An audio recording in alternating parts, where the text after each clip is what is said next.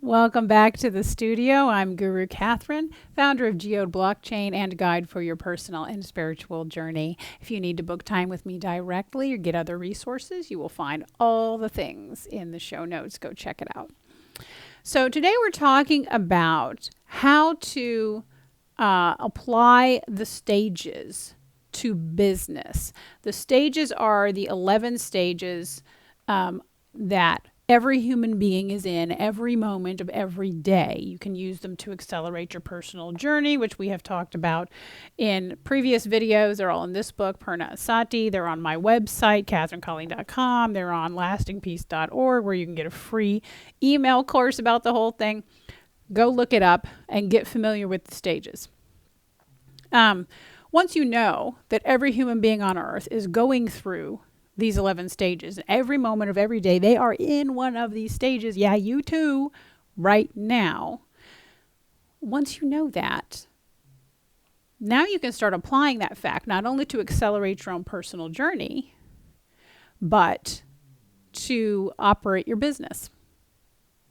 Why? Because a business is just a collection of individuals. And all of you in your business are in one of these stages at this moment. And your customers are nothing but a collection of individuals who are going through these 11 stages and are in one of these stages at every moment. So let's talk about how we apply this from a business perspective. So because every human being on this planet, and this works for multinational corporations as well, because it doesn't matter what country you're from, it doesn't matter what language you speak, it doesn't matter what religion you prefer, it doesn't matter. If you're a human being, you are in one of these 11 stages every minute of every day. So where I would begin is by understanding what are the right stages for your business. Let me give you some examples. Right? Your business itself is going to have a primary stage where you exist. So for example, Amazon is a stage 3 business. Stage 3 is focused on needs, right? When people come to Amazon, they need something. They're looking for what they need. They want to buy the thing that they need. They are fulfilling needs. Because they're focused on needs and fulfillment of needs, that's a stage 3 business. Once they understand that that is the stage that their business is serving, that that is the stage their customers are showing up in, now they can actually use that to better serve those customers, right? So for example, what would look like a huge mistake? Amazon, being a company focused on fulfilling needs, people are showing up in stage 3 looking to fulfill their needs.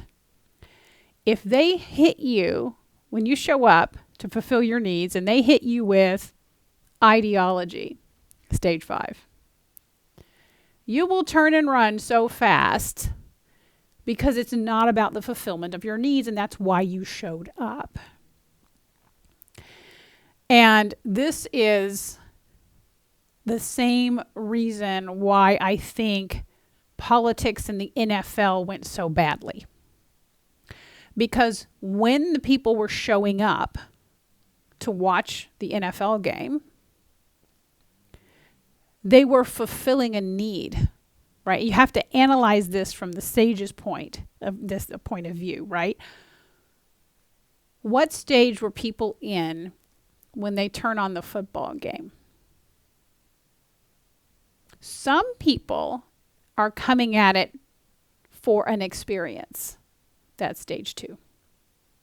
So you want to give them experience, right? That's what halftime shows are for. They want an exciting experience. They want a fun experience. But a lot of people are coming at it from the perspective of fulfilling the need for escapism. That's a need. People love to escape their problems. They need to escape their problems. That's why social media works so well. They're coming there to escape. And so some people are showing up for experiences and some people are showing up for the need to escape the everyday life. 2 and 3. And what happened then is when politics got brought into it in a heavy way, is they were presented with stage 5 material. But that wasn't who they were in that moment. They were 2 and 3. So massive mismatch. They go somewhere else. Take the politics away, everybody's back again. Because they still want the experience and they still want the need for escapism. And so you have to understand the stage that people are in when they're showing up to your business. What is the stage that you're serving? Now, some companies do serve stage 5. They do serve ideology. They do serve people who are focused on ideology. There's plenty of businesses out there for that. And in that case, if you don't understand that and you make the mistake of presenting your customers with material that would be from a different stage, it's going to throw them off and you're not going to understand it. And there's a lot we could go over here. There's a whole book about it, The Connected Business. Check it out, where I go about how to exactly use the stages in business for hiring and firing, for understanding your business and the strategy of your business, for management and leadership, for marketing and sales and business development, and for negotiation. And I'll go through each of these, kind of quickly. So anyway, understand the stage that your business is serving. And then, of course, you want to use what I'm about to say very ethically. Do not use this for evil. Once you deeply understand the stages, you can quite easily, simply by asking a small series of questions, move people from one stage to another. Let's talk about how you do this ethically and with from the right place, from a place of integrity. So I saw this demonstrated beautifully once. There was a team, and the team was on a team call because there was an emergency situation. The emergency situation really affected the whole team as much as it did the business's customers. So the people on the team call were right into stage 2, stage 3, fear. Oh my gosh. What does this mean for me? What does this mean for my family? What's going to happen? Are we going to be okay? So they were coming in a place of fear because the emergency affected them as people and their families. So they were showing up in stage 2, 3. This experience was causing them to have fear over their own needs and whether or not they'd be met. But you couldn't have them there because their job was a very purpose-filled job to get it together and go help people. And so this one you might say, oh, that's a stage 4 business, helping the need, fulfilling the needs of others. Yes, but to do the job, they have to feel purposeful. They have to be focused on the needs of others, yes, 4. But they have to feel purposeful. 8, that's stage 8. And I watched the team leader walk these people through from stage 3 all the way around to 8 brilliantly. And all it was a series of 5 questions or statements going boom, boom, boom, walking them through 3, 4, 5, 6, 7, 8 and landing them on 8. And by the end of it, there were people in tears feeling purposeful. So now moving someone from an unpleasant stage like stage 3, where you have a lot of fear over your needs not being met, to a pleasant stage like stage 8, where you're like, yeah, I feel purposeful. I'm going to make something happen. It feels amazing. Most people don't have a problem with that, with you doing that with them.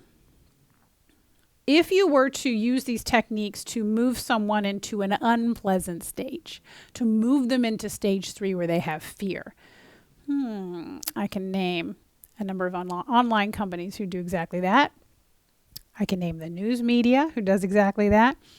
Moving people into a stage of fear, the fear of their needs not being met, that's mean. That is mean and that is unethical, especially when they don't understand that you're doing that. Moving someone into, ideology is another very unpleasant stage. You just feel angry and offended and defensive all the time. Don't put somebody there. Don't lock them there and leave them there. Get them beyond that. But also understand that when you're in that kind of situation where you take the team you're working with and you walk them through the stages into the stage where they can best do their particular job, you walking them there, although it can be done in a matter of 5 minutes with a small series of questions, they're not going to stay there. They're not going to go home and come back tomorrow and still be there. Because, why? I can hear you asking it. Why is that? Because they didn't do the work. So in each stage, there are a series of questions that you have to answer for yourself. There's work you have to do. If you don't do the work, you haven't really completed that stage. You haven't really earned that movement into the later stages. So life is going to pull you right back to finish the work. So the only way, for example, to move someone from stage 3 to stage 8 and keep them there for a long period of time, let's say days, weeks, months, is to actually have them do the work and do all the homework through all the stages in between. Most managers and leaders don't have time for a program like that. So you can move them into something like stage 7, questioning everything. If you're an innovation team, or stage 8, if that's where you need to be, purpose, or stage 4, great for HR professionals focused on the needs of others. You can move people temporarily into the right stage to really do their best job. But understand when they come back tomorrow, they're not going to be there anymore. And you may have to move them again. But luckily, it's quick and easy. And it's a good idea to get permission to do that before you do that. You can always, doesn't have to be very formal. May I move you into a more positive stage? If they know about the stages, you can say it that way. Or otherwise you can say, let me change your perspective. And then proceed into the series of questions that will move them there. So you can use this when you're hiring. Some people are naturally in this moment spending a lot of time in one particular stage, and it might make them perfect for that job. Do understand that we all evolve over time, and they will move into other stages over time depending on what's going on in their life and how they're working their personal journey. So be aware that although they're perfect for this job now, they may be perfect for a different job later. So marketing, sales, and business development. You need to understand where your customers are. What stage of customers are you serving? The stages and what stage this person is in should be amongst the demographics that you're considering. Sales and marketing and business development teams, they have all these demographics they use and all of these touch points they use to figure out who is our customer and what do we know about them. What stage they're in right now is one thing you need to know about them. Add that to your list of what you need to understand about your customers. And that will help you work with them in their evolution through the stages, right? So you can be a stage 2 company, like maybe, 2 is all about experiences. So maybe you're a kayaking outfitter or tubing down the river, right? Or a concert venue, you give people really great experiences, really awesome, positive experiences. That's what they're coming for. That's what you need to provide first and foremost. Now, when they finish that, they're going to be ready for stage 3, their needs. And their needs might be, I need to do that again. Or their need might be, I need a kayak. Or their need might be, I need some merchandise, or whatever it is.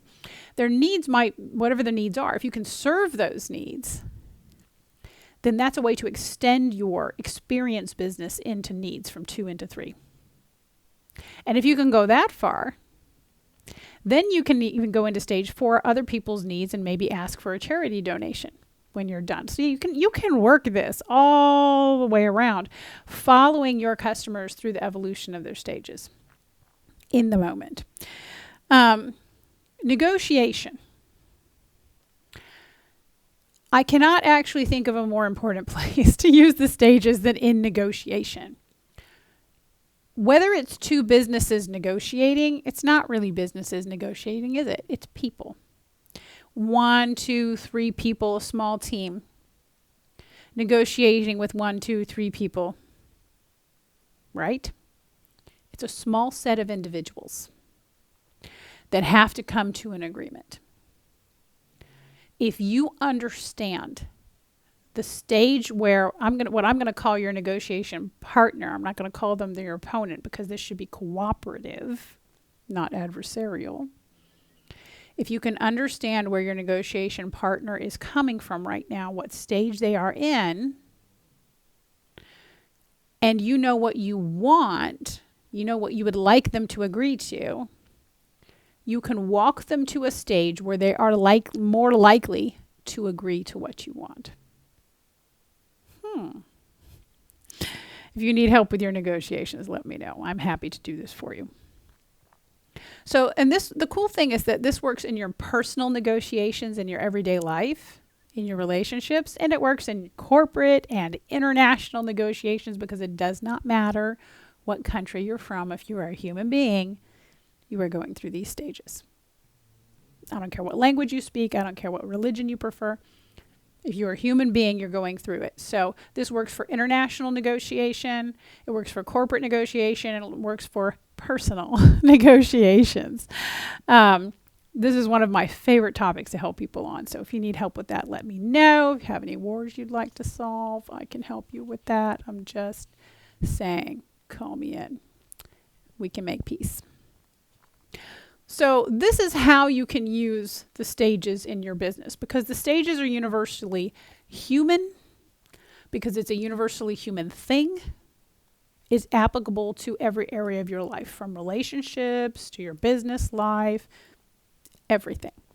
So that's how you use it. If you have questions, send me questions, find me on the socials. Hit up my DMs, let me know what you want to see, or you can, if it's where you can comment on it, like on YouTube, you can comment, leave me your questions, let me know what else you would like me to address about this subject.